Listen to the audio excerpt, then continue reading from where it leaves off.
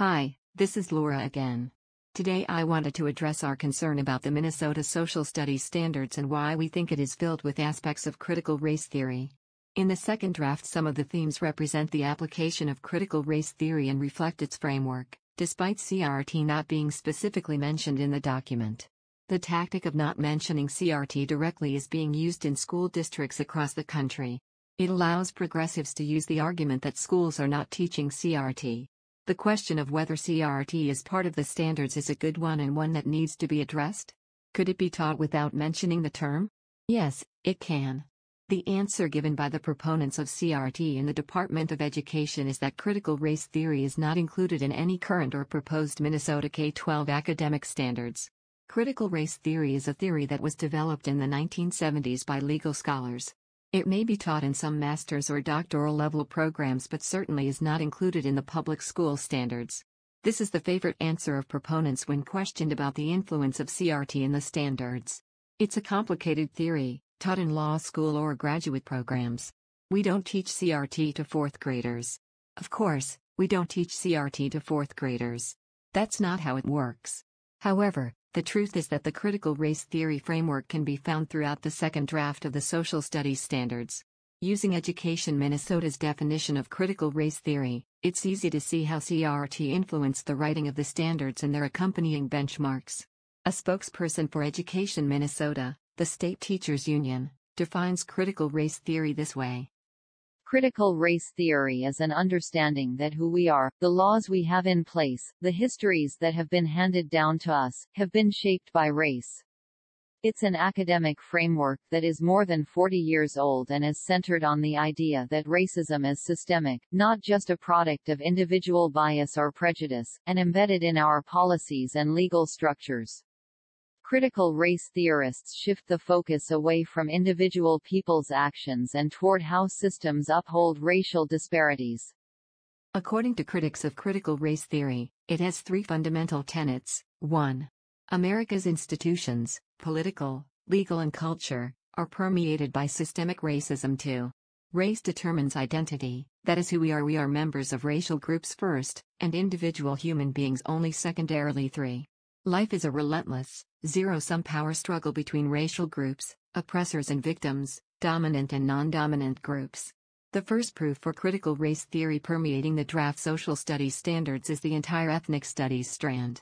Compare the text from the draft with any definition of CRT, and you cannot deny the heavy influence of this philosophy on the standards.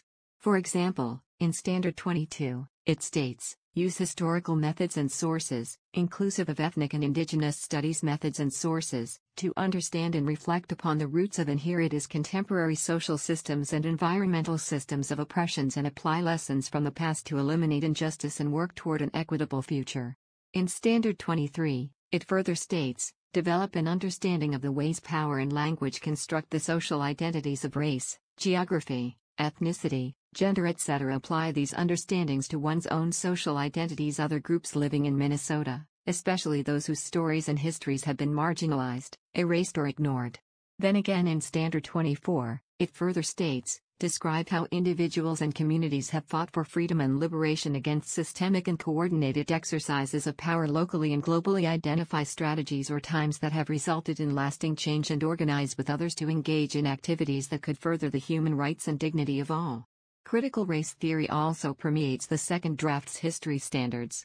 These standards focus on dividing Americans into racial groups with dominant and non-dominant narratives, and highlighting marginalized narratives and absent voices, that is systemic racism and power analysis. For example, in Standard 18, it states evaluate dominant and non-dominant narratives about change and continuity over time, taking into account historical context, that is, A. how and why individuals and communities created those narratives, and B. why some narratives have been marginalized while others have not.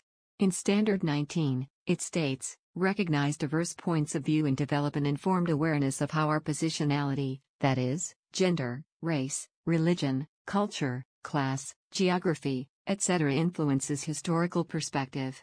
Students will also study geography through the lens of critical race theory. Under the proposed standards, our young people will not acquire basic geographical knowledge such as the names of continents, oceans, rivers and nations. Instead, they will be compelled to focus on how power and race or identity and ways of knowing, allegedly shape the world geographically.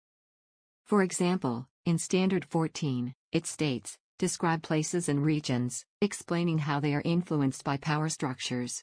In Standard 17, it further states, explain sense of place through ways of knowing, culture, and ways of being, identity, from different perspectives, centering indigenous voices.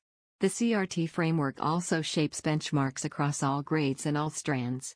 Indoctrination begins in kindergarten. In the draft, the first letter or number of each benchmark indicates what grade level it is meant for, with benchmarks beginning with a 9 representing 9th-12th grade. See the draft of the benchmarks to verify this for yourself.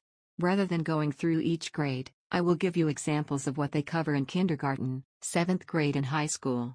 If you want to see all of the grades, you can download the draft of the standards which we have included in the description of the video. The standards for kindergarten include 3 different standards that teach aspects of CRT. For example, in Standard K.1.6.1, it states, list groups you belong to and name your role in each of those groups. Examine one of the groups you belong to and describe how the group makes decisions. In Standard K.5.22.2, it states, tell a story about a fair and unfair experience that illustrates power balances and imbalances. And last, in Standard K.5.23.1, it states, describe personal identity including, but not limited to, region, race, language, gender, family, ethnicity, culture, religion and ability. The influence of CRT continues in middle school and is used to shape students' attitudes toward specific historical events. For example, in Standard 7.3.14.1, it states, describe how physical and human characteristics and power structures influence the function of places over time. In Standard 7.3.17.1, it states, ask and answer questions to make connections to one's own ways of being, your identity and other ways of knowing, your culture. In Standard 7.4.20.1, it states, analyze multiple primary sources from the founding era and/or early republic, considering what perspectives and narratives are absent from the available sources. Era 1, Founding Era, U.S. Expansion and Native Dispossession. In Standard 7.4.20.2, it states, analyze multiple historical sources related to slavery, the Civil War, and/or Reconstruction, considering what perspectives and narratives are absent from the available sources. Era 2, Slavery, Civil War, Reconstruction. In Standard 7.4.20.3, it states, use historical sources to describe the strategies used by suffragists in their campaigns to secure the right to vote. Determine whose voices are represented and whose voices are absent in the sources. Identify the 19th Amendment. Era 3, Progressive Era. In Standard 7.5.22.1, it states, define freedom and democracy, and examine how different groups have been included or excluded from these ideals in American history. In Standard 7.5.23.1, it states, examine the benefits and consequences of power and privilege on issues associated with poverty, income, and the accumulation of wealth. In high school, CRT's influence is pervasive. For example, in Standard 9.3.14.1, it states, apply geographic models to explain the location of economics activities, land use patterns, and resources from a local to a global perspective. Critique these models to investigate and understand how they were influenced by power or analyze the models through a critical lens. In Standard 9.3.15.5, it states, analyze how global capital and technologies were used to shape the global wealth distribution and the legacies of subordinate and dominant powers that have existed in the world for the last 70 years. In Standard 9.3.17.1, it states, investigate one's own intersecting ways of being multiple identities based on location, place, culture, and in relation to others.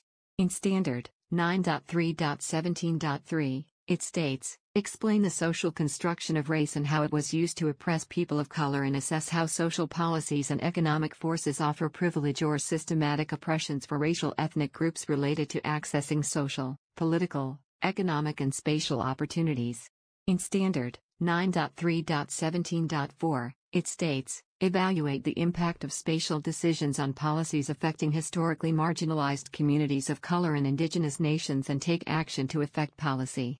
In Standard 9.4.18.14 as 8, it states, Evaluate the origins of the long civil rights movement, for example African American, Native American, women, Latinx American, Asian American, and Queer American. Identify obstacles to the success of the various civil rights movements, and explain tactics used to overcome the obstacles and the role of key leaders and groups.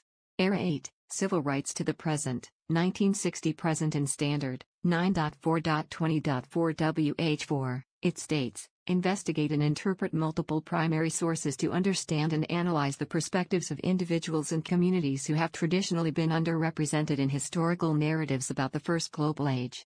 Era 4, the First Global Age, 1400 to 1800, I am sure by now, you get the idea. We could go on to highlight at least 10 more standards that are to be taught in grades 9 to 12 which teach aspects of critical race theory. For teachers, administrators or school board members to see that CRT is not being taught in our public schools is a huge falsehood. Just because the word, critical race theory, is not mentioned, doesn't mean aspects of CRT are not being taught. Don't be fooled by this rhetoric. CRT is permeating the so-called social study curriculum in all grades. It should be no wonder that by the times our children graduate from high school that they hate our country, hate democracy and are calling all white adults racist. They are being taught this from the time they start school until the time they graduate. What can we do about this? As Christians, our job as parents is to protect our kids and bring them up in the way of the Lord. At best, if they attend public school, they get 1 hour of Sunday school on Sundays and perhaps nightly devotion. This is weighed against 5 days of public school where they are taught that there is no God and that we are only a product of evolution. If we continue to send our kids to school, we should be spending time each day to deprogram them against the secular humanism that is being taught in their school. If you want to see what is really happening to our children, you only have to look at how Hitler reprogrammed the Hitler Youth to where they became his soldiers in just a few short years. We can even see the results here in America. The riots that we experienced last year were led by kids who graduated from our high school and colleges where they were programmed to hate America and were told that America needed to fall in order to create a new, kinder America. Nehemiah Reset encourages parents to take their kids out of the public school system and either homeschool them or put them in a Christian school. We understand that not all parents can do this. Over the next few months, Nehemiah Reset will be producing other videos to give parents alternatives that can be used to teach their children. Be on the lookout for these new videos. Certainly, it would be ideal if our state's legislatures would provide school choice for our kids. This would allow even low-income families to choose the best education system for their children. Until that legislation is passed, we need to find affordable alternative for these parents. We also encourage parents to get more involved in public schools.